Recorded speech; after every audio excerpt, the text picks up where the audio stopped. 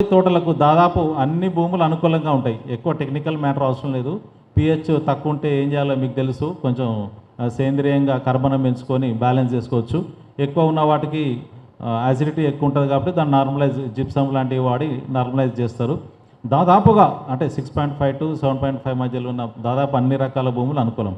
అయితే దీనికి మెయిన్గా ఏంటంటే ముఖ్యంగా కావాల్సింది temperature and relative humidity, RH factor అంటారు.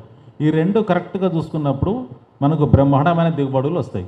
టెంపరేచర్ షెడ్ లోపల అంటే ఇంటర్నల్ టెంపరేచరు 25 నుంచి 28 డిగ్రీలు ఉండేటట్టు చూసుకుంటే మనం అనుకున్న దిగుబడులు సాధించవచ్చు. అట్నే రిలేటివ్ హ్యూమిడిటీ అంటే గాల్లో ఉన్న తేమ శాతం అన్నట్టు.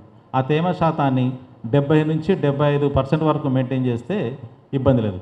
మన ఉభయ తెలుగు రాష్ట్రాల్లో చాలా జిల్లాలలో నేను చెప్పిన ఈ టెంపరేచర్ కానీ రిలేటివ్ హ్యూమిడిటీ కానీ నేచురల్గానే డెవలప్ అవుతుంది. అంటే సహజంగా కూడా ఉండిపోతుంది. అంటే మన వాస్తవాలు మాట్లాడుకున్నప్పుడు సెంట్రల్ సిల్క్ బోర్డ్ వాళ్ళు రీసెర్చ్ చేసి చెప్పిన విషయాలు ఏంటంటే ఈ సముద్ర మట్టానికి దగ్గరగా ఉన్న భూములు అంత అనుకూలంగా ఉండవు. ఎందుకంటే అక్కడ రిలేటివ్ హ్యూమిడిటీ వేరీ అవుతూ ఉంటుంది. ఈ ఎండ కూడా ఎక్కువ ఉండి అక్కడ అంత అనుకూలం ఉండదు, వేడి గాల్లో వచ్చే అవకాశం ఉంటుంది కాబట్టి. అలాగే కొన్ని జిల్లాలు తుఫాను ప్రభావిత ప్రాంత జిల్లాలు కూడా అంత అనుకూలంగా ఉండవు. కాకపోతే ఆ జిల్లాల్లో కూడా మనం 12 నెలల సైకిల్ తీసుకుంటే ఒక 4 నుంచి 5 నెలలే అనుకూలంగా ఉంటుంది, మిగతా అప్పుడు ఇబ్బందికరంగా ఉంటుంది.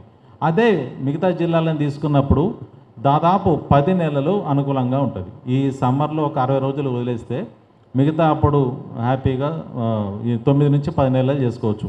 మనం ఆంధ్రప్రదేశ్లో చూసుకుంటే రాయలసీమ జిల్లాలు కడప, కర్నూలు, అనంతపురం, చిత్తూరు, ఇటు పల్నాడు ప్రాంతం కానీ కృష్ణా జిల్లా ఇవన్నీ కూడా కొంచెం అనుకూలంగా ఉంటాయి. కొంచెం వైజాగ్ అటు శ్రీకాకుళం వైపు వెళ్తా ఉంటే కొంత ఇబ్బందికరంగా ఉంటుంది.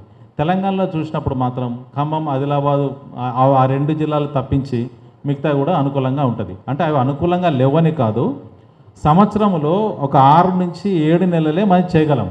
అంటే రైతు అనేవాడికి రౌండ్ ద ఇయర్ అంటే ఒక 9 నుంచి 10 నెలలు చేసినప్పుడే మనకు ఒక హ్యాపీనెస్ కానీ ఆర్థికంగా కానీ ఒక స్వావలంబన సాధించే దిశగా పోవచ్చు. మనకు ఎప్పుడైనా కూడా జాగ్రత్తలు తీసుకొని చేసుకున్నప్పుడు చాలా మంచి దిగుబడులు వస్తాయి. అయితే ఇప్పుడు నేను చెప్పినప్పుడు 2007-8కి పూర్వం 30-40% వచ్చేది. అంటే ఒక 100 DFLs, ఒక DFLకి 500 పురుగులు వస్తాయి. 100 DFLs అంటే 50,000 పురుగులు.